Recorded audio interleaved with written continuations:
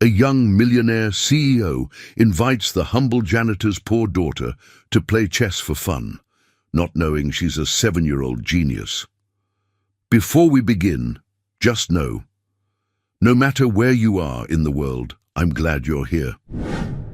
Martha Wilson wiped the sweat from her brow as she polished the gleaming mahogany conference table at Hartwell Technologies. 5 years of cleaning the executive floor had taught her to be invisible, a shadow moving through the halls before dawn, erasing yesterday's fingerprints and coffee rings before the suits arrived. Today was different.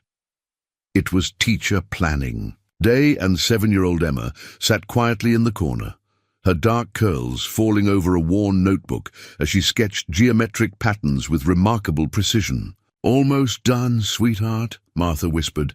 "Just Mr. Hartwell's office left." Emma nodded without looking up. She was used to accompanying her mother on school holidays, a necessity for a single parent who couldn't afford childcare. "Remember, don't touch anything," Martha reminded as they entered the corner office with its floor-to-ceiling windows overlooking Boston.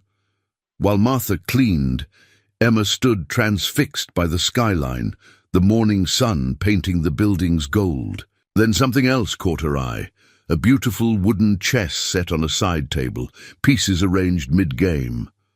Martha didn't notice her daughter gravitating toward it, fingers hovering over a knight, eyes studying the board with unusual intensity. The door opened suddenly. "Forgot my..." Jonathan Hartwell, 32-year-old CEO of Hartwell Technologies, stopped mid-sentence. He wasn't supposed to encounter anyone, especially not a child, staring at his prized chess set. Martha froze, spray bottle in hand. "Mr. Hartwell, I'm so sorry, my daughter's school's closed today." Jonathan raised his hand. "It's fine, Mrs. Wilson." "Martha Wilson. Mrs. Wilson." His eyes drifted to Emma, who hadn't moved, still studying the board. "Does your daughter play?" "No, sir." "Emma, step away from Mr. Hartwell's things." But Jonathan moved closer, intrigued by the girl's focus. "You like chess, Emma?" Emma finally looked up, dark eyes serious. "The white queen is in danger. Black knight to f3 would fork the queen and rook." Jonathan's eyebrows shot up. He looked at the board, then back at the small girl. "You're right." He glanced at Martha. "Has she played before?" "No, sir. Never." Jonathan knelt beside Emma. "How did you know that move?" Emma shrugged. "It just looks right. The knight moves in an L shape. If it goes here," she pointed without touching, "it attacks 2 pieces at once." Jonathan Hartwell, who'd been playing chess since childhood, felt a chill run down his spine. Either this was the most remarkable coincidence, or he was standing before something extraordinary. "Would you like to learn how to play?" he asked softly. Emma's eyes widened with a hunger that surprised him. Martha stepped forward. "Sir, we don't want to impose." "It's no imposition," Jonathan said, still watching Emma. "I haven't been this surprised in a very long time." Outside, Boston continued its morning rush, unaware that in a penthouse office, destinies were shifting, like chess pieces on a board. The following Tuesday, Martha brought Emma to the office after school. Jonathan had arranged it all. Permission from HR, a security badge for Emma, and an hour blocked off his calendar. "Are you sure about this, Mr. Hartwell?" Martha asked, hovering anxiously by the door. "Absolutely," Jonathan replied, setting up the chess pieces. "And please, call me John." As Martha reluctantly left, Emma approached the board reverently. John explained the pieces, their movements, the objective. To his astonishment, she absorbed everything instantly, asking precise questions about strategic concepts he hadn't even mentioned. "How do you know about controlling the center?" he asked when she questioned his opening move. "It makes sense," Emma said simply. "The middle lets your pieces go everywhere." By their 3rd weekly session, Emma was playing complete games, making moves that showcased not just understanding, but intuition. John found himself increasingly fascinated, both by her natural talent and her serious demeanor that occasionally cracked to reveal a child's delight. One evening, Martha arrived early to find them laughing, John demonstrating how his grandfather had taught him to remember knight movements by prancing his fingers across the board. "Knight to F7, Emma announced triumphantly, executing the move. John's laughter stopped. "That's—" He stared at the board, then at Emma. "That's checkmate." "Is that good?" Emma asked. John met Martha's eyes over Emma's head. "Mrs. Wilson, has Emma ever had any chess instruction before?" "No," Martha replied. "We don't even own a chess set." Later, walking to the subway, Martha asked Emma if she was enjoying the lessons. "Yes," Emma said, skipping beside her. "Mr. John says I have natural talent." Martha squeezed her daughter's hand, a familiar worry gnawing at her. Emma had always been different, reading at 3, solving complex puzzles, asking questions that left teachers stammering. Martha had never been able to afford the special programs recommended by Emma's preschool teacher. "He's a busy man," Martha cautioned. "This might not last long." "He said we'd play again next week," Emma replied confidently. "He's teaching me the Queen's Gambit." That night, after tucking Emma in, Martha researched chess on their shared laptop. Words like Prodigy and Gifted jumped out, along with tournament schedules and chess academies with tuition fees that made her stomach clench. Meanwhile, across town, Jonathan Hartwell sat in his penthouse, replaying his game with Emma, a glass of scotch untouched beside him. In 20 years of chess, he'd never seen anything like it. Her instinctive understanding of positional play, her ability to calculate variations, it was uncanny. He reached for his phone and dialed a number he hadn't called in years. "Robert, it's John Hartwell. Remember how you always said you wanted to coach the next Bobby Fischer? I think I've found something even more interesting." "You're exaggerating," Robert Winters said, setting down his coffee cup. The retired chess grandmaster studied Jonathan skeptically across the cafe table. "Natural talent exists, but what you're describing is—" "I know how it sounds," Jonathan interrupted. "That's why I need you to see for yourself." 3 months had passed since Emma first touched a chess piece.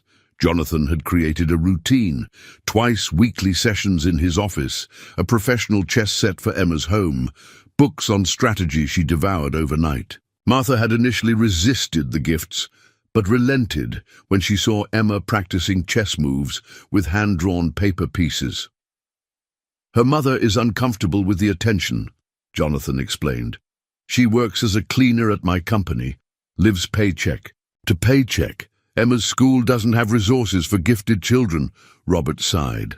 "Even if she's talented, developing a chess prodigy takes years of professional coaching, tournament experience, financial support. I'm prepared to provide whatever she needs." Robert raised an eyebrow. "Why? You hardly know this child." Jonathan stared into his coffee. "You remember when I started playing? You were 8. Your father brought you to the club. My father brought me because he wanted trophies in the family display case. Chess was never about joy for him. It was about winning, about proving the Hartwells excel at everything. And you were good," Robert noted. "I was adequate," Jonathan corrected. "I worked hard because failing wasn't an option. But Emma—" He looked up. "She plays with pure intuition. She sees patterns I spent years learning to recognize. When she plays, Robert, she transforms. It's like watching someone speak their native language after being silent their whole life." Robert studied his former student. "You never could stand waste, especially wasted potential. Will you meet her?" "Fine," Robert conceded, "but manage your expectations. True prodigies are exceedingly rare." The following Friday, Jonathan brought Robert to his office.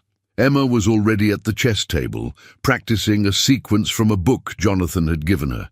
"Emma, this is my old teacher, Mr. Winters." Emma stood politely.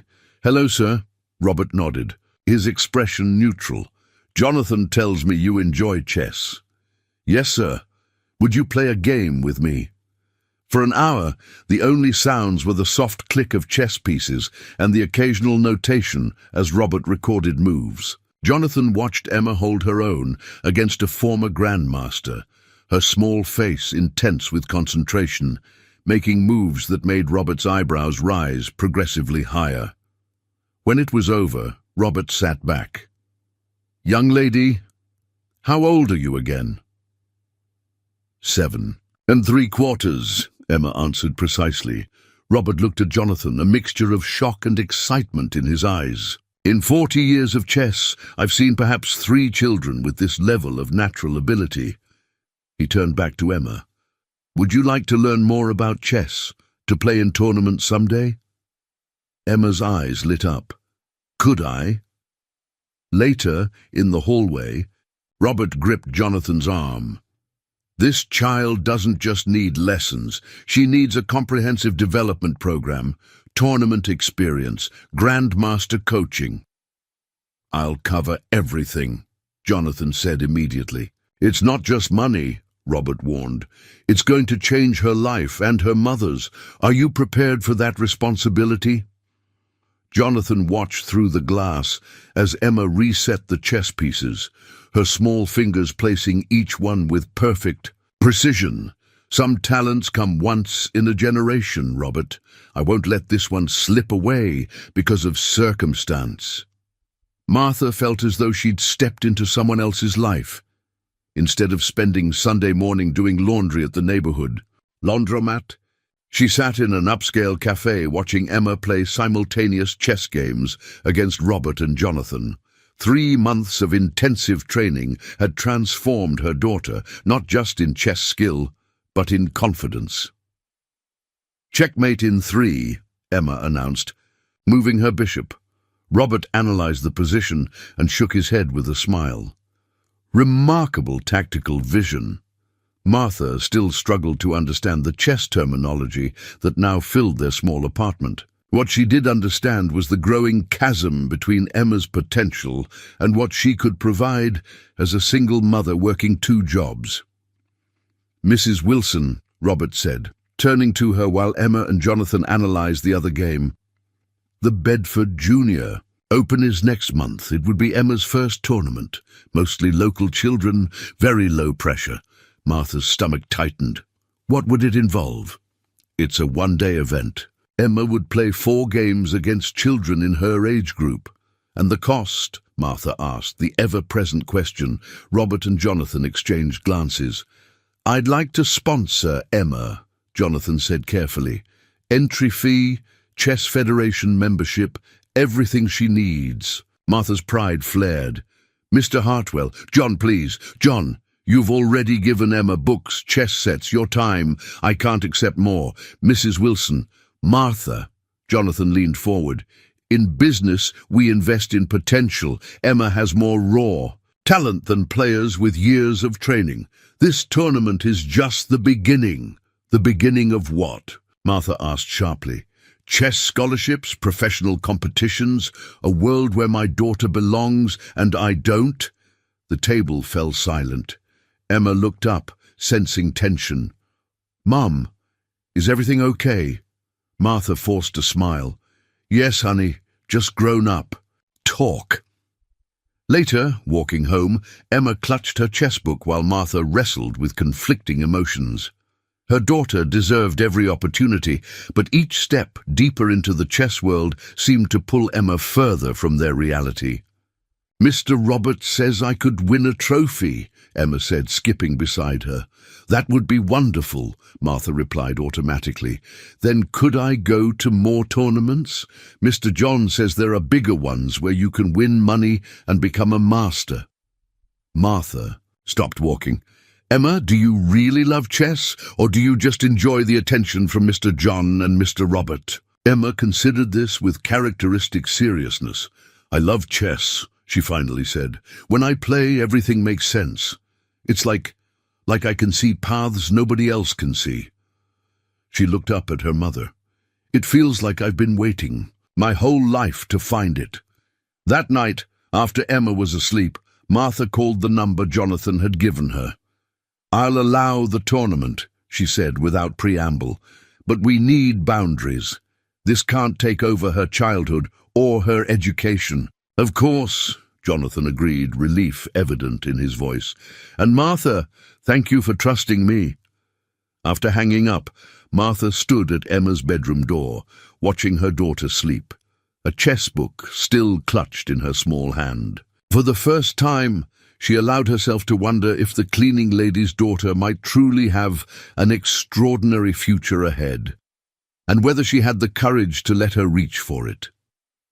The Bedford Community Centre hummed with the quiet intensity of 80 children playing chess. Emma sat across from a bespectacled 10-year-old boy, her first tournament opponent. Martha watched from the parents' area, clutching her coffee cup like a lifeline, while Jonathan and Robert observed from nearby. "King's pawn opening," Robert murmured. "Let's see how she responds." The boy played quickly, confidently. Emma took her time, considering each move carefully. When she finally captured his queen with an unexpected knight maneuver, the boy's coach leaned forward in surprise. "Where did she learn the fried liver attack?" someone whispered. By lunchtime, Emma had won her first 2 matches. Tournament officials were beginning to notice the small girl dismantling older players with textbook precision. "How are you feeling?" Jonathan asked Martha during the break. "Overwhelmed," she admitted. "I never imagined Emma in this environment." "She's thriving," Jonathan observed as Emma chatted animatedly with Robert about her games. "Thanks to you," Martha said quietly. "I've been wondering why you're doing all this." Jonathan watched Emma demonstrating a move to Robert. "My father pushed me into chess as a child. I was good, but I never had the natural talent Emma possesses. When I see her play," he smiled, "it's like watching Michelangelo discover sculpture, or Mozart find a piano. And if she decides she doesn't want this life, if the pressure becomes too much, then we adjust," Jonathan said simply. "This is about Emma's joy, not our expectations."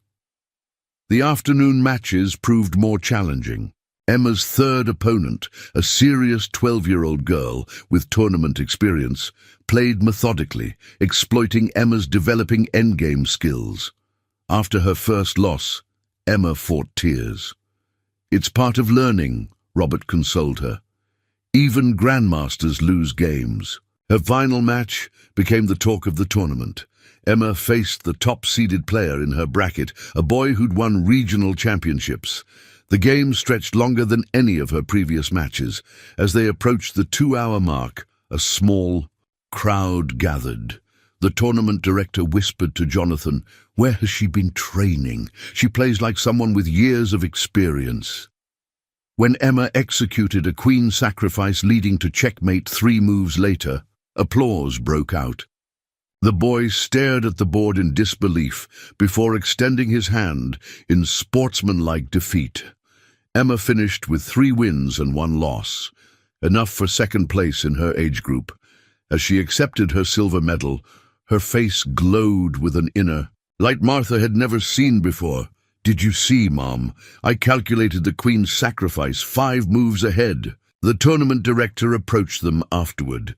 "Mrs. Wilson, your daughter has remarkable talent. With proper training, she could compete at the state level, perhaps even nationally."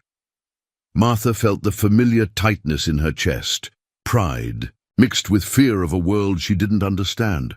"She's only 7. Fisher was playing master-level chess at 8, the man replied. "Talent like hers is rare." That evening, they celebrated at a restaurant nicer than any Martha would normally enter. Emma clutched her medal, recounting her games move by move to an attentive Jonathan and Robert. "The New England Scholastic Championship is in 3 months, Robert mentioned carefully. With focused preparation, Emma could qualify for nationals. Martha saw the familiar pattern emerging, each achievement leading to bigger tournaments, higher stakes, greater commitments. Yet she couldn't deny the transformation in her daughter. Emma had always been serious, introverted, struggling to connect with classmates who didn't share her interests or intellect. Today, she'd found peers who spoke her language, One step at a time, Martha said, meeting Jonathan's eyes across the table. Let's see where this journey takes us. Later, tucking Emma into bed, Martha smoothed her daughter's curls. I'm proud of you, sweetheart. Mom, Emma's voice was drowsy. Do you think I could be a chess master someday, like Mr. Robert? Martha kissed her forehead.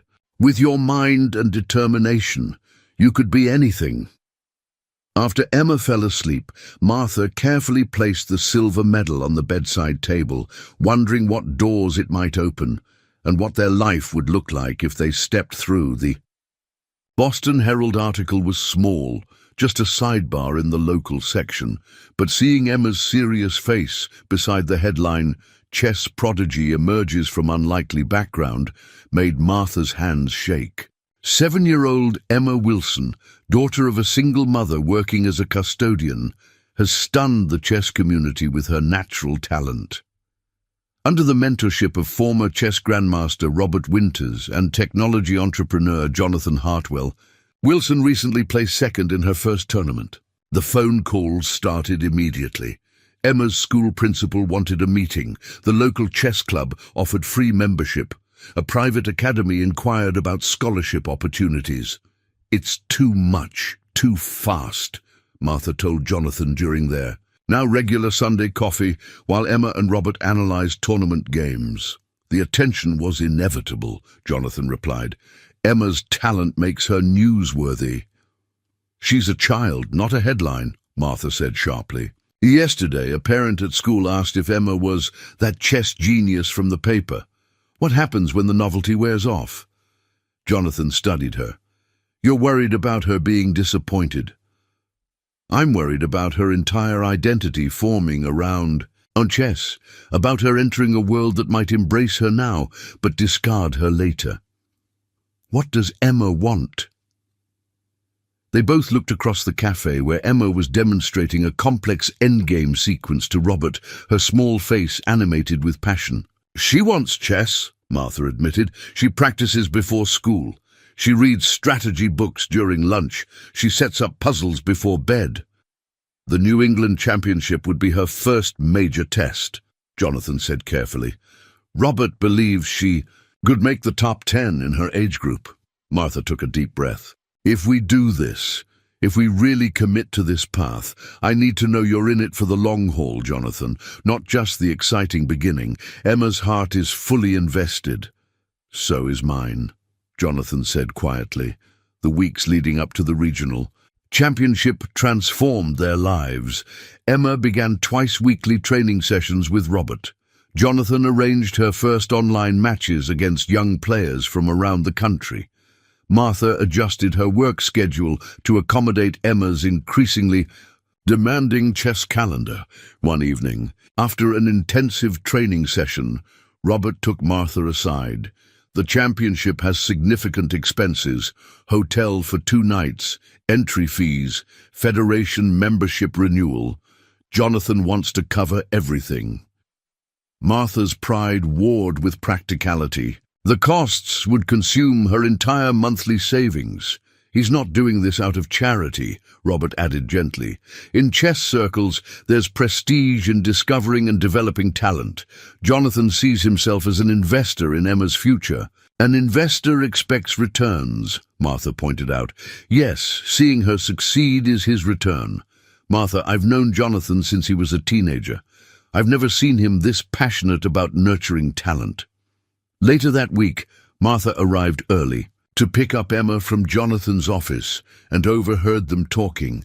What if I don't qualify for nationals? Emma was asking, vulnerability evident in her voice. Everyone expects me to win now. Chess isn't about meeting others' expectations, Jonathan replied. It's about discovering the beauty in your own mind. Do you know why I play? To win, Emma guessed. To experience moments of perfect clarity. Tournament results matter less than the journey of developing your unique chess voice. Bobby Fischer once said chess is life, but I think chess is more like a mirror. It reflects who we are and how we think. Martha stood silently, struck by the gentleness in Jonathan's tone, so different from his confident business persona. "Will you be disappointed if I lose?" Emma asked softly. "Never," Jonathan answered. "The only disappointing outcome would be if you stopped loving the game." That night, Martha made her decision. She called Jonathan after Emma was asleep. "We'll accept your sponsorship for the championship," she said, "but I need to be clear. This is Emma's journey. If at any point she wants to step back, we do so, regardless of investments made." "Agreed," Jonathan said without hesitation. "And Martha, thank you for letting me be part of this." As she hung up, Martha wondered if she was making the right choice. Emma's world was expanding beyond anything Martha had imagined for her daughter or herself. The regional championship would take them further from familiar territory into a realm of possibilities neither had dared to dream about. Tomorrow, they would begin preparations for Boston's largest scholastic chess event, and whatever future lay beyond it. The New England Scholastic Chess Championship transformed the Burlington Convention Center into a battlefield of minds. 200 children from 7 states competed across rows of tables. The only sounds, the gentle click of chess pieces and the occasional scratch of pencils recording moves. Emma, now 8 years old, sat perfectly still, facing a 9-year-old boy from Connecticut with 3 regional titles to his name. In the spectator area, Martha clutched her program while Jonathan and Robert analyzed the position on a pocket chess set. "She's holding her own," Robert murmured. "His rating is nearly double hers." 6 months of intensive training had changed Emma. Her natural talent had been honed with strategy and theory. She'd memorized classic games, studied endgame techniques, and developed her own distinctive style, aggressive yet elegant, with a gift for seeing combinations others missed. After 3 hours, Emma forced a draw against her higher-rated opponent. As they shook hands, tournament officials nodded appreciatively. "She's on track for top 10, Robert told Martha during the lunch break. "Maybe higher."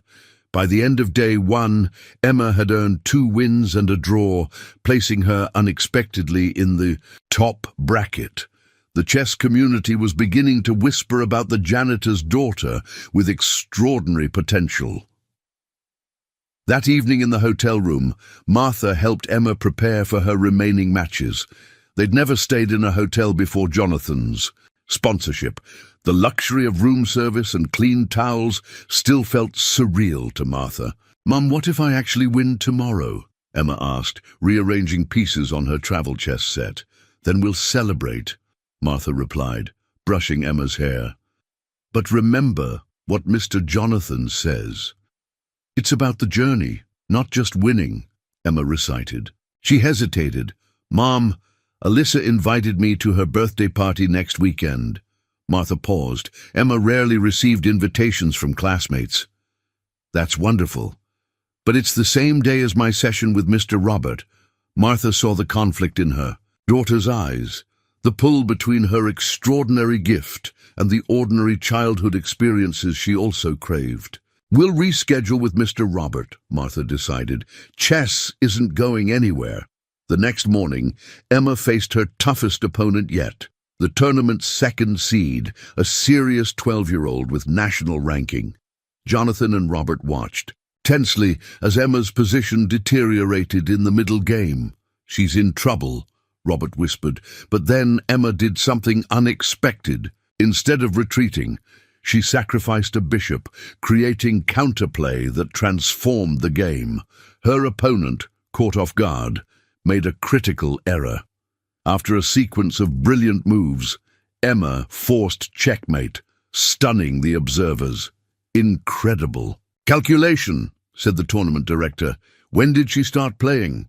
6 months ago, Jonathan replied, pride evident in his voice. The director stared. "That's impossible." Emma's final match would determine her championship placement. Her opponent, a serious girl 2 years older, played methodically, carefully. The game stretched past the 3-hour mark, both players down to their final minutes.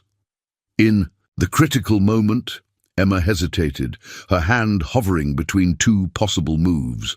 She glanced toward the spectator area, meeting Jonathan's eyes. He gave her a subtle nod of encouragement. Emma made her choice, not the obvious move, but a subtle, positional play that would bear fruit many moves later. 40 minutes later, her opponent resigned. Emma had placed third in the most prestigious scholastic tournament in New England, a virtually unprecedented achievement for a player with her limited experience. As the medals were awarded, a woman approached Martha, introducing herself as a representative from Westfield Academy, an elite private school in Boston. "Mrs. Wilson, we'd like to discuss an academic scholarship for Emma. Our school has a strong chess program and resources for gifted children." Martha stared, speechless. Westfield was one of Boston's most prestigious schools, a world away from Emma's overcrowded public elementary. Later, during the celebration dinner, Emma recounted her games while Jonathan and Robert analyzed key positions. Martha sat quietly, contemplating the whirlwind their lives had become. "The national championship is in 4 months," Robert mentioned. "Emma would be competing against the country's best young players. And Westfield Academy is interested in offering Emma a scholarship," Martha added. Jonathan set down his fork. "That's extraordinary. Their chess program is excellent." "It's also across town from our apartment," Martha pointed out, "and filled with children from wealthy families." "Children who could become Emma's peers," Jonathan suggested gently. Martha met his eyes.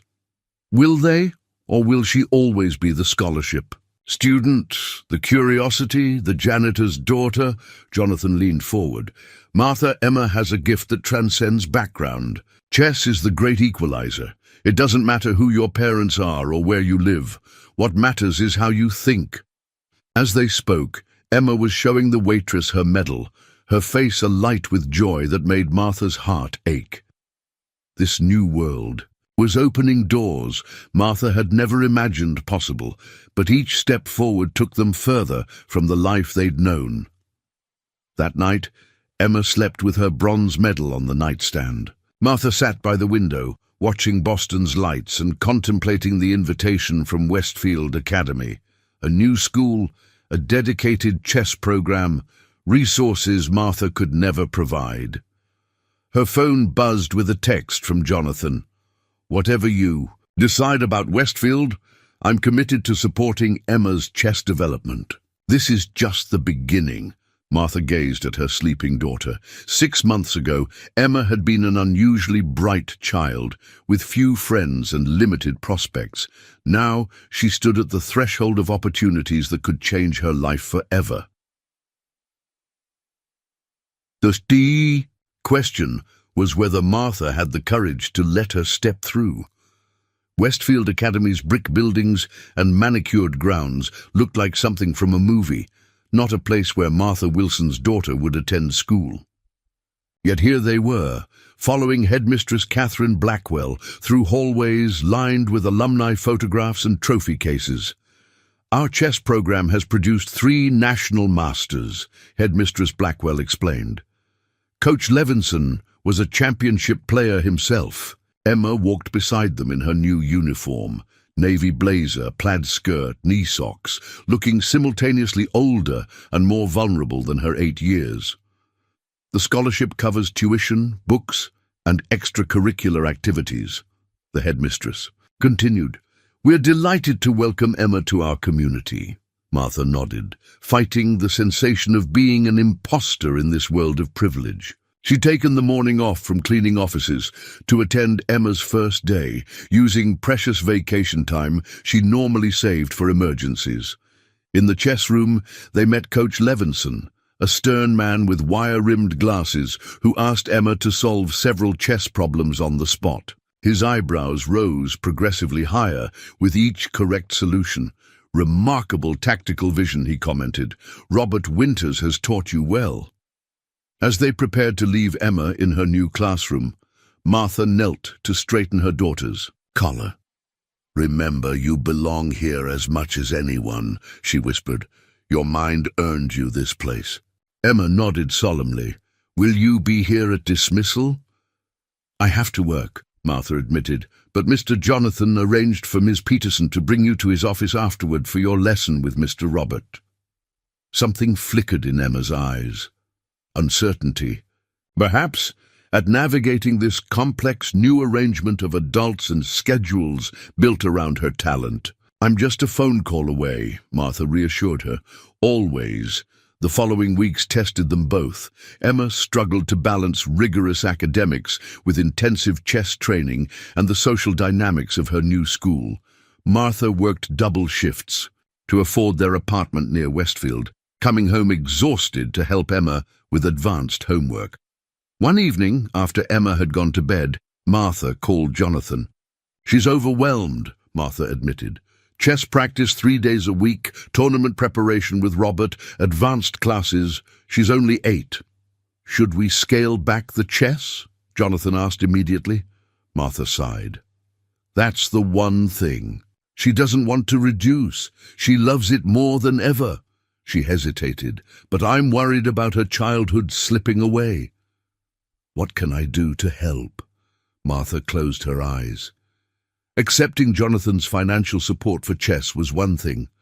Admitting she needed more substantial help was another. The apartment near Westfield is draining my savings, she finally said. I'm working 60 hours a week, which means Emma spends too much time alone or with sitters. I've been thinking about that, Jonathan said carefully. Hartwell Technologies owns a corporate apartment 2 blocks from Westfield. It's vacant now that we've scaled back international recruiting. You and Emma could use it, rent-free. Martha's pride flared. Jonathan! It's sitting empty, Martha. From a business perspective, it's practical. Emma can focus on chess without exhausting commutes, and you won't need to work impossible hours just to stay near her school. After a long silence, Martha asked, Why are you doing all this? Really? Because extraordinary talent deserves extraordinary support, Jonathan replied. And because, he hesitated, because in some ways, Emma reminds me of myself at that age, except she has joy in chess that I never experienced. My father saw chess as another arena for achievement, another box to check. Emma plays because she loves the game itself. 2 days later, Martha and Emma moved into a sunlit 2-bedroom apartment with modern furniture and a dedicated study space where Emma could set up her chessboard permanently. The corporate housing agreement Martha signed made no mention of rent, only compensation related to Emma Wilson's chess development program. On their first night there, Martha found Emma sitting by the window staring at the city lights. Do you like our new home? Martha asked. Emma nodded. It's nice. She paused. Mom, Sophia from school invited me for a sleepover on Friday. That sounds fun, Martha said, trying to sound casual while her heart leapt at this normal childhood milestone. But I have tournament prep with Mr. Robert on Saturday morning. Martha sat beside her daughter. What would you prefer to do? Emma considered this with characteristic seriousness. Both, she finally said. I want to have friends and play chess. Martha smoothed Emma's hair. Then that's what we'll arrange. You deserve both. Later that week, Martha met Jonathan for their now regular coffee discussion of Emma's progress. She's settled into the apartment, Martha reported, and she's been invited to her first sleepover. That's wonderful, Jonathan said. The Westfield girls accepting her. She's still between worlds, Martha admitted. Not quite fitting with the Westfield children, no longer connected to her old neighborhood friends. Finding her place will take time, Jonathan said, but the national championship could change everything. If she performs well, she'll be recognized as a peer by the chess community regardless of background. Martha studied him over her coffee cup. You genuinely believe she can compete nationally, don't you? I believe she can change the face of American chess, Jonathan replied without hesitation. But more importantly, I believe chess can give her options in life that transcend circumstance. As they spoke across town, Emma sat in Coach Levinson's advanced class, analyzing Grandmaster games with children 2 and 3 years her senior. When she pointed out a subtle tactical opportunity others had missed, Coach Levinson nodded approvingly. "Well, spotted Wilson, perhaps you'd demonstrate that variation on the board." As Emma walked confidently to the demonstration board, she no longer felt like an outsider. Here, in the language of chess, she was fluent and respected. Here, she belonged. The National Scholastic Chess Championship in Chicago was unlike anything Emma had experienced. The massive convention center housed over 1,000 young players from across the country, many accompanied by professional coaches and parents who had invested years in their children's chess careers. "I didn't realize it would be this big," Martha whispered as they checked in. She felt conspicuously out of place among parents discussing private tutors and international tournaments. "Emma Wilson?" The registration volunteer checked her list. "Oh, you're the Boston Prodigy Robert Winters. Is coaching. There's been buzz about you." Emma clutched her tournament packet, simultaneously excited and overwhelmed. At nearly 9 years old, she would be competing in the under-10 division against children who had been playing since they could reach across a chessboard. "Remember, this is primarily for experience," Robert told her during their final preparation session. "National competition is a different level. Set realistic expectations," but Emma's first 2 matches exceeded all expectations. She defeated a Minnesota state champion and drew against a California prodigy with a FIDE rating. Tournament officials began stopping by her board, watching this newcomer with growing interest. During a break, Jonathan received a call that took him away from the tournament floor. When he returned, his expression was tense. "Everything okay?" Martha asked. "Just business," he replied, but his distracted glance at his phone suggested otherwise. Emma's 3rd match became the talk of the tournament. Playing against the 4th seed, she orchestrated a brilliant queen sacrifice that led to a forced mate in 7 moves.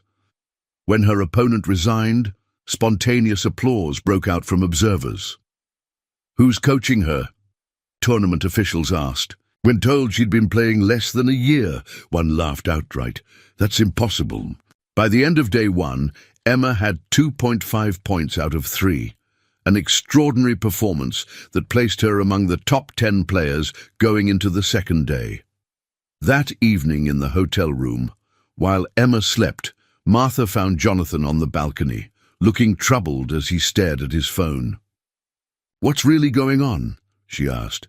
Jonathan sighed. "My board is questioning my involvement with Emma's chess development. They think I'm too personally invested, spending too much company time on what they see as a personal project." "Oh," Martha said softly, "I didn't realize. It's nothing for you to worry about," Jonathan assured her. "I founded the company. They can't dictate how I mentor promising talent, but they can make things difficult," Martha observed. Jonathan smiled wryly. "They're already doing that. But tomorrow is about Emma, not corporate politics." The tournament's 2nd day brought steeper challenges. Emma faced the division's top seed, a 9-year-old from New York with international experience. The match stretched over 3 hours, drawing a crowd of spectators. In the critical position, Emma hesitated, seeing 2 possible continuations. The obvious move would secure a draw. The riskier line might win or lose, depending on her opponent's response. She glanced toward the spectator area where Jonathan and Robert watched intently. Then, making her decision, she chose the bold variation. 12 moves later, her opponent resigned. Emma had defeated the tournament favorite. The chess world took notice. Coaches approached Robert asking about his prodigy. A representative from the Chess Federation spoke with Martha about development programs for exceptional talents. A chess publisher asked about featuring Emma's games in an upcoming book on young American players. "This is just the beginning," Robert told Martha as they watched Emma analyze her game with Jonathan. With proper support, she could be competing internationally within 2 years. Martha observed her daughter, animated, confident, in her element, among chess enthusiasts who spoke her language and valued her mind. This world had embraced Emma in ways Martha had never anticipated. Their final night in Chicago, after Emma had gone to sleep surrounded by chess books and tournament brackets, Martha found Jonathan in the hotel lounge. "Your board members are..." "Right," she said without preamble. "You've invested too much in Emma's chess career. Time, money, reputation. It's disproportionate." Jonathan looked surprised. "I don't see it that way." "Why Emma? There must be dozens of promising chess players. In Boston, why did you choose my daughter to champion?" Jonathan was quiet for a long moment. "Do you remember the day I first found Emma looking at my chess set?" Martha nodded. "I'd just come from a board meeting where we discussed next quarter's projections and acquisition targets, everything measured in dollars and market share." He rotated his glass slowly. "Then I walked into my office and saw this little girl who'd never played chess instantly recognizing a tactical pattern that takes most players years to develop." He looked up at Martha. "In that moment, I glimpsed something rare, pure, undiluted potential, not shaped by expectations or advantages, just raw talent waiting to be discovered." He smiled.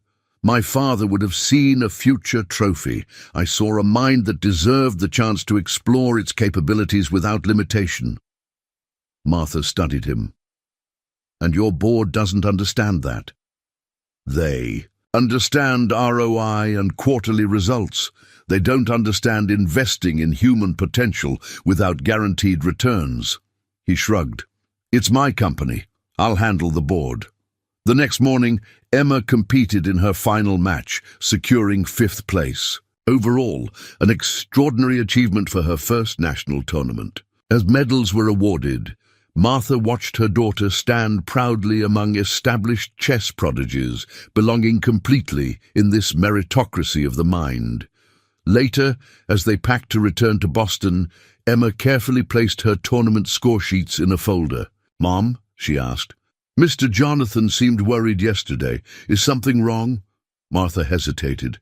"He's having some disagreements at work. Nothing for you to worry about." Emma frowned. "Because of me?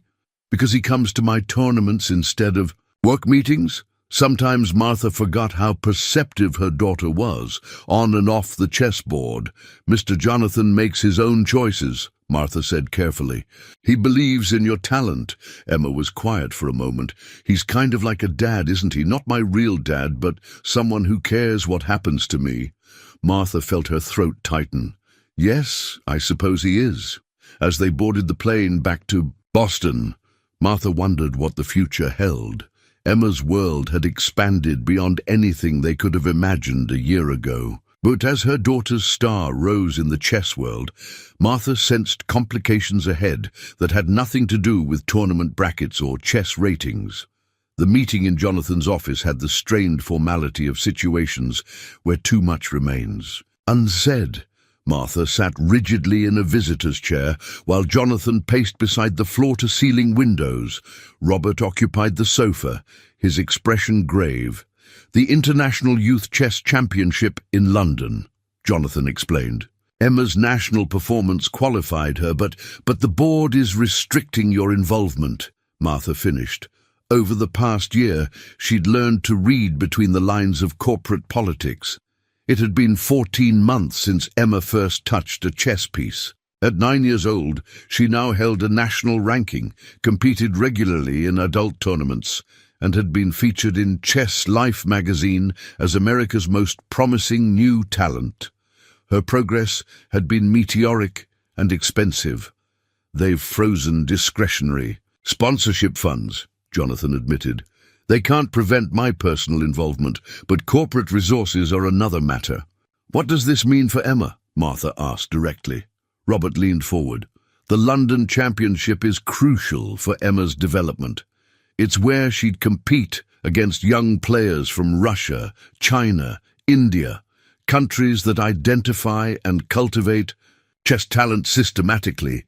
And it costs, Martha prompted, approximately $20,000, Jonathan replied. Airfare, accommodations, coaching, entry fees. Martha exhaled slowly. That's impossible. Not necessarily, Jonathan said carefully. I can personally cover the expenses. Martha stiffened. They had already accepted so much: the apartment, tournament sponsorships, coaching fees. Each gift had come with reassurances about chess development, programs and talent investment, allowing Martha to preserve the fiction that this wasn't charity. There's something else, Robert interjected. The Chess Federation has a limited number of development grants. Emma's performance makes her eligible, but the application deadline is this Friday. I have the paperwork here, Jonathan added, sliding a folder across the desk. It would cover approximately half the London expenses. Martha opened the folder, scanning requirements that included financial disclosures, proof of exceptional talent, and recommendations from established chess figures. I need time to think, she said finally. This is all happening very fast. That evening, Martha found Emma at the kitchen table, analyzing positions from her recent tournament. How would you feel about an international tournament? Martha asked, casually. In London. Emma's eyes widened. Against players from other countries? Mr. Robert mentioned it might be possible someday. Someday might be sooner than we thought. Emma set down her pencil. Would you come too, and Mr. Jonathan and Mr. Robert? I would definitely come, Martha assured her. As for Mr. Jonathan, she hesitated. His company is questioning how much time he spends on chess activities. Emma's face fell. Because of me? Not because of you, Martha corrected firmly. Because adults sometimes have complicated priorities. Later that night, Martha called Jonathan. I've been thinking about London, she began. I understand if you're hesitant, Jonathan said. It's a big step. It's not just London, Martha replied. It's everything. The apartment, Westfield, coaching, tournaments. We've accepted so much from you, Jonathan. There should be limits. Why? He challenged. Because it makes you uncomfortable? Because it doesn't fit some predetermined notion of what's appropriate? Because Emma is forming attachments, Martha said bluntly, to you, to this lifestyle, to possibilities that could disappear if your board decides your pet project isn't worth your attention anymore. The silence that followed was heavy. Martha, Jonathan finally said, my interest in Emma's development isn't conditional on board approval or corporate sponsorship. It's a personal commitment. How personal? Martha asked, the question that had hovered unspoken between them for months. Another weighted silence. I care about Emma, Jonathan said carefully, and I care about you. As a charitable project? Martha pressed. No. His voice was firm. As people who have become important to me. Martha, I'm not going to pretend my feelings are purely professional anymore. This past year, watching you support Emma, seeing your determination and courage, I've developed feelings I didn't anticipate. Martha closed her eyes, heart racing. She'd sensed this shift, but had deliberately avoided acknowledging it. That complicates things, she whispered. Only if we let it, Jonathan replied. My support for Emma's chess career is unconditional. My feelings for you are separate. Are they? Can they be? The question hung between them, unanswered. The next morning, Martha arrived at Hartwell Technologies earlier than usual. Instead of her cleaning uniform, she wore her one good dress. The receptionist, accustomed to Martha entering through service entrances, stared as she requested a meeting with the board chair.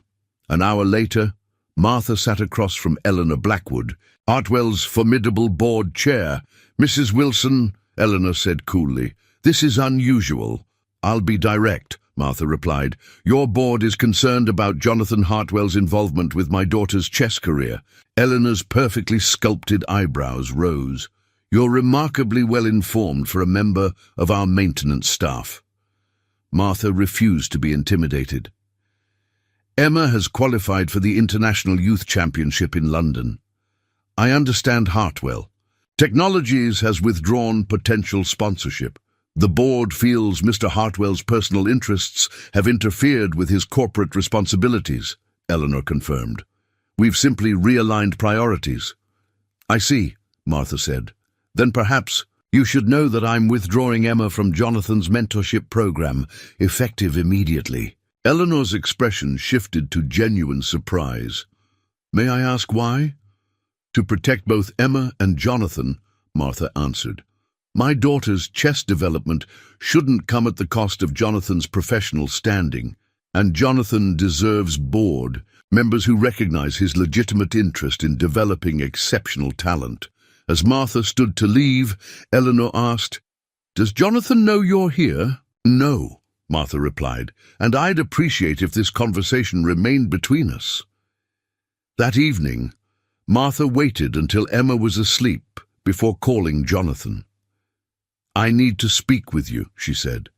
About London, about everything. I've been thinking about our conversation, Jonathan began.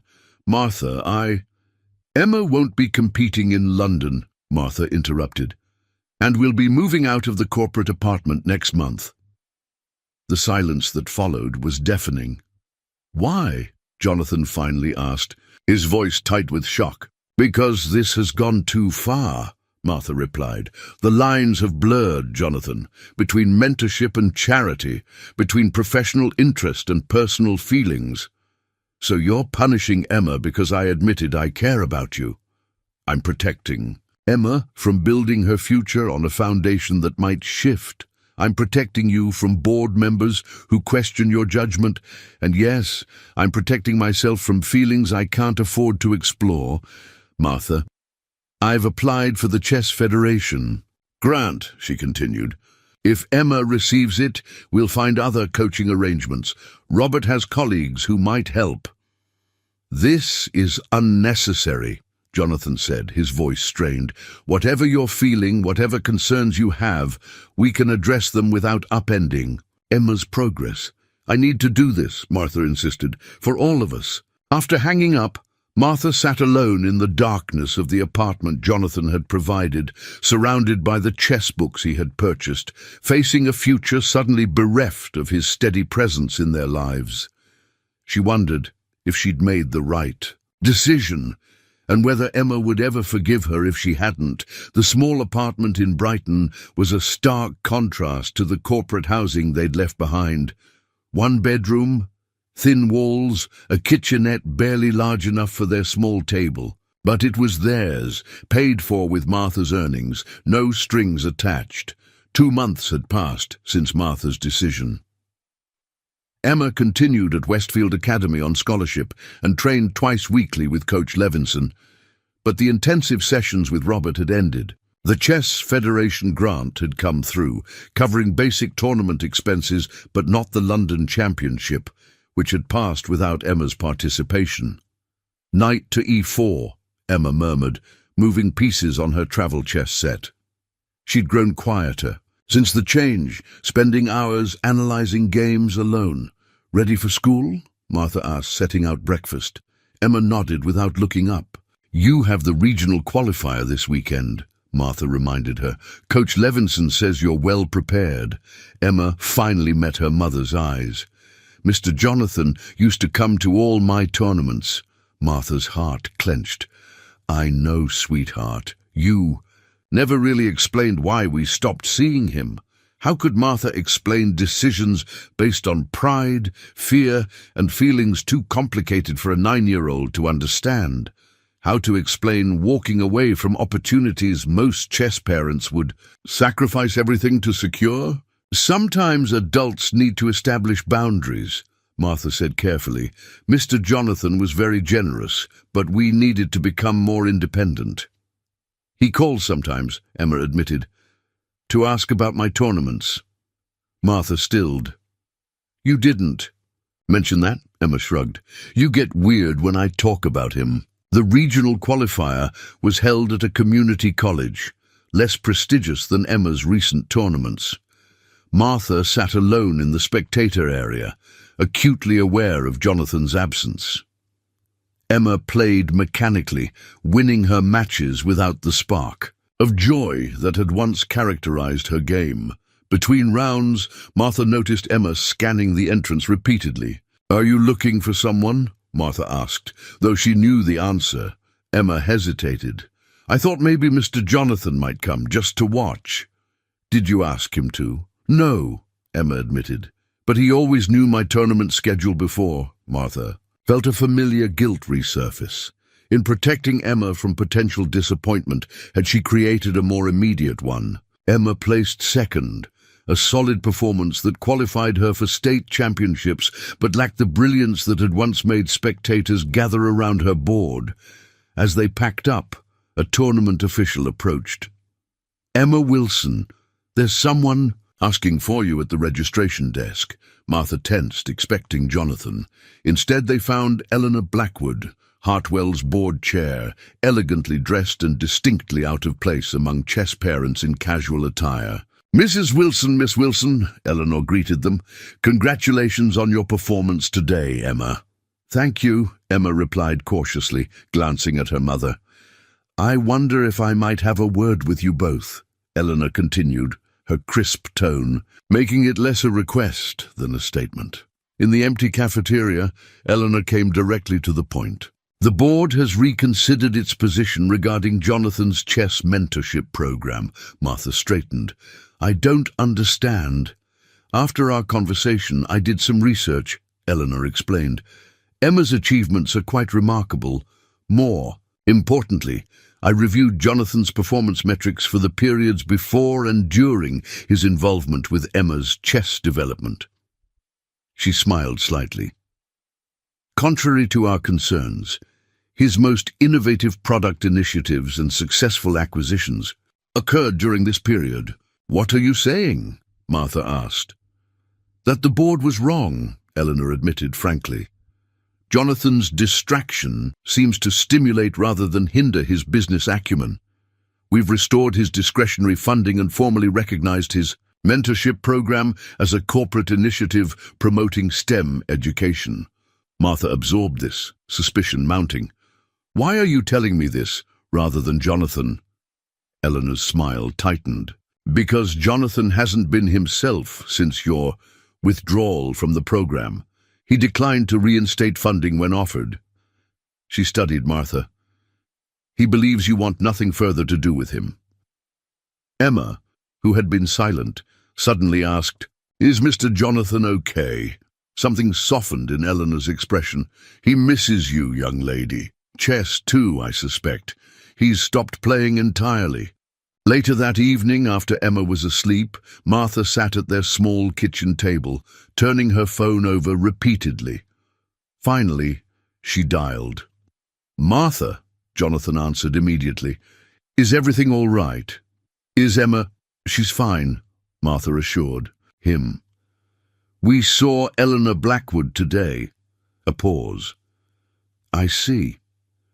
She said the board reversed their position, that your mentorship program has been formally recognized." "Yes. Why didn't you tell me?" Another pause. "You made it clear you wanted independence." "I respected that." Martha closed her eyes. "Emma misses you. She's been watching for you at tournaments." "I miss her too," Jonathan admitted. "Both of you." "She placed second today," Martha continued. "Qualified for state championships." "I know. I've been following her results." He hesitated. "How is she?" "In playing technically well, but the joy is missing." Martha took a deep breath. "Jonathan, I made a mistake. I let pride and fear drive a decision that hurt Emma." "You were protecting her," Jonathan said quietly. "From what? A man who believes in her talent? Who's willing to fight his own board to support her development?" Martha's voice caught. "Who cares about us?" Silence stretched between them. "The state championship is next month," Martha finally said. "Emma would love to have you there." "I'd be honored," Jonathan replied, his voice warm with restrained emotion. "And Robert has been asking when he can resume their training sessions." "I think that could be arranged," Martha said, smiling despite the tears in her eyes. "One step at a time." The next morning, Martha woke Emma with news that transformed her demeanor instantly. "Mr. Jonathan and Mr. Robert will be at your state championship, and if you want, you can restart your special training sessions." Emma's face lit up, then grew serious. "What changed your mind?" Martha sat on the edge of the bed. "I realized I was so afraid of you being disappointed later that I caused certain disappointment now. Sometimes adults make mistakes trying to protect the people they love." Emma considered this with characteristic thoughtfulness. "Is Mr. Jonathan still mad at us?" "No, sweetheart. He was never mad, just respecting our space." "Are we moving back to the nice apartment?" Martha shook her head. "No, this is our home now, earned through my work. But we can accept support for your chess development without compromising our independence." As Emma prepared for school, Martha noticed her removing the chess set from her backpack for the first time in weeks, studying positions over breakfast with renewed enthusiasm. Later, Martha received a text from Jonathan. "Dinner this Friday, all three of us? There's a new restaurant near the Children's Museum Emma might enjoy."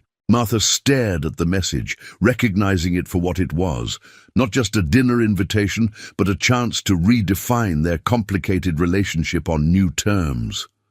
"We'd love to," she replied, finally allowing herself to acknowledge the feelings she'd been suppressing for months. That evening, Emma played an online chess match, her focus and creativity restored. Martha watched her daughter's transformation with a mixture of relief and anticipation. They had weathered their first major crisis together and emerged with greater clarity about what truly mattered. The future remained uncertain, but Martha no longer feared uncertainty. Whatever came next, tournaments, opportunities, relationships, they would navigate it together, one careful move at a time. The South Boston Community Center buzzed with excitement as spectators crowded around a special exhibition match. 10-year-old Emma Wilson, now ranked among the top junior players nationally, sat across from Grandmaster Robert Winters, demonstrating the game for an audience of seniors and children from the center's after-school program. "And this move creates what we call a discovered attack," Robert explained to the audience as Emma executed a clever bishop maneuver. "Emma has improved so much she occasionally beats me now, though not today, I hope." In the front row, Jonathan Hartwell watched with undisguised pride. Beside him, Martha observed the audience's rapt attention as her daughter explained chess concepts with natural confidence. 18 months had transformed Emma from a chess novice to a recognized prodigy with international tournament experience. The London Championship, which she had eventually attended 6 months late with Jonathan's renewed sponsorship, had been followed by competitions in Toronto, New York, and even a junior invitational in Amsterdam. But today's exhibition was special, for different reasons. It marked the launch of Chess for All, Jonathan's new non-profit initiative bringing chess education to underserved communities across Boston. "Checkmate in 3, Emma announced, demonstrating the final sequence that trapped Robert's king. Applause erupted. As Emma shook hands with Robert, her eyes found Martha and Jonathan in the crowd, her smile broadening. "And that concludes our demonstration," Jonathan announced, stepping forward. "Chess sets are available for anyone who'd like to learn, and Emma and Coach Winters will be here every Thursday, teaching free classes for all ages." As the crowd dispersed toward refreshment tables, Emma joined Martha and Jonathan. "You played brilliantly," Jonathan told her, squeezing her shoulder affectionately. "Robert let me win," Emma replied with characteristic honesty. "But it was a good demonstration." "The seniors loved it," Martha said. "Mrs. Abernathy told me she's coming back next week for lessons." A young girl approached them hesitantly, clutching a chess piece. "Are you really Emma Wilson?" The one from the newspaper? Emma nodded, kneeling to the child's level. What's your name? Sophia. I'm 7. Can you teach me chess too? Of course, Emma replied, guiding the girl toward an empty chess table. Let's start right now. Martha watched her daughter patiently explaining how pieces move, remembering another 7-year-old discovering chess for the first time. She's a natural teacher, Jonathan observed, standing close beside Martha, just as talented at sharing knowledge as acquiring it. The past 6 months had brought unexpected developments. After that first tentative dinner, Jonathan had become a regular presence in their lives again, not just for chess, but for weekend outings, school events, and quiet evenings, discussing Emma's future over tea after she'd gone to bed. Martha had initially maintained careful boundaries, but those had gradually softened as Jonathan demonstrated that his commitment extended beyond Emma's chess career to encompass both their well-being. The foundation paperwork came through, Jonathan mentioned, as they watched Emma demonstrate a knight's movement to Sophia. Chess for All is officially incorporated as a 5001c3. The board approved the initial funding unanimously. Quite a change from when they questioned your involvement with chess, Martha noted. Jonathan smiled. Having a world-renowned chess prodigy as our program ambassador helped, but it was actually Eleanor who championed it most strongly. She's joining the foundation board. Life is full of surprises, Martha mused. Speaking of which, Jonathan said, suddenly serious, there's something I've been wanting to discuss with you. Martha felt a flutter of anticipation. Their relationship had evolved cautiously, neither rushing to define what was developing between them. The International Chess Federation has invited Emma to a special training program in Switzerland this summer, Jonathan continued. 6 weeks with the world's top coaches. Switzerland? Martha repeated, caught off guard. That's a big commitment. It's an incredible opportunity, Jonathan explained. The kind of training most chess parents can only dream about for their children. Martha watched Emma patiently reset pieces for her new student. Would you come with us? Jonathan hesitated. That's part of what I wanted to discuss. I'd like to, very much, but Martha turned to face him fully. But I don't want to intrude on your family time. Our relationship, yours and mine, it's become important to me, Martha. But Emma comes first, and I respect that. Martha studied him, this man who had transformed their lives in ways she never could have imagined 2 years ago. Jonathan, you are part of our family now. Emma sees you that way, and so do I. Something shifted in Jonathan's expression, relief, joy, vulnerability. I've been careful not to presume. I know, Martha said softly. That's one of the things I've come to love about you. The word hung between them, acknowledged at last. I love you too, Jonathan said simply, both of you in different ways. I never expected to find a family when I walked into my office that morning and found a little girl studying my chess set. Martha smiled. Life makes unexpected moves sometimes. Indeed it does, Jonathan agreed, taking her hand. So, Switzerland? Switzerland, Martha confirmed, as a family. Across the room, Emma looked up from her impromptu lesson and caught sight of them holding hands. Her expression brightened with understanding and approval before returning to her student. She's known how I felt. Before I did, Jonathan observed. She's always been 3 moves ahead of everyone else, Martha replied. Later that evening, as they drove home, Emma asked from the back seat, "Are you two going to get married?" Martha nearly swerved. Emma! It's a reasonable question, Emma persisted. You hold hands now and Mr. Jonathan comes over for dinner 4 nights a week. Jonathan caught Martha's eye, amusement mixing with something deeper. What would you think about that, Emma? Emma considered this with her typical seriousness. I think it would be logical, We already function as a family unit. Formalizing it would simplify scheduling and living arrangements. Martha couldn't help, laughing. Is that the only reason? Emma's serious expression softened. No. You're happier when he's around, Mom. And he looks at you the way Grandmaster Kasparov looks at a beautiful chess position. Jonathan chuckled. High praise indeed.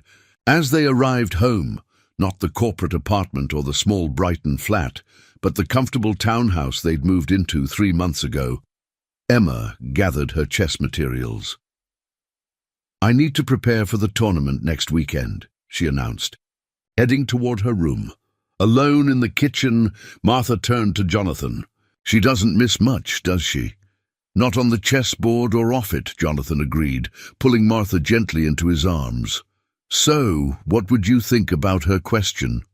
Martha looked up at him. Are you proposing? Not yet, Jonathan replied. But I'm signaling my intentions, setting up the board, you might say. Martha smiled. Then I'm indicating I'd be receptive to such a move when the time is right. Jonathan's kiss was gentle, full of promise. I never imagined when I forgot those contracts that morning that I'd find you both, that a chance encounter would change everything. It wasn't chance, Martha said softly. Emma would call it a brilliant opening move in a game neither of us knew we were playing. From upstairs came the soft sound of chess pieces being arranged, a young girl preparing for her next challenge, secure in the knowledge that whatever the future held, she would face it with two people who believed in her completely and in each other. In chess, as in life, the most powerful moves often begin with the quietest openings, and the most unexpected players sometimes make the most extraordinary champions.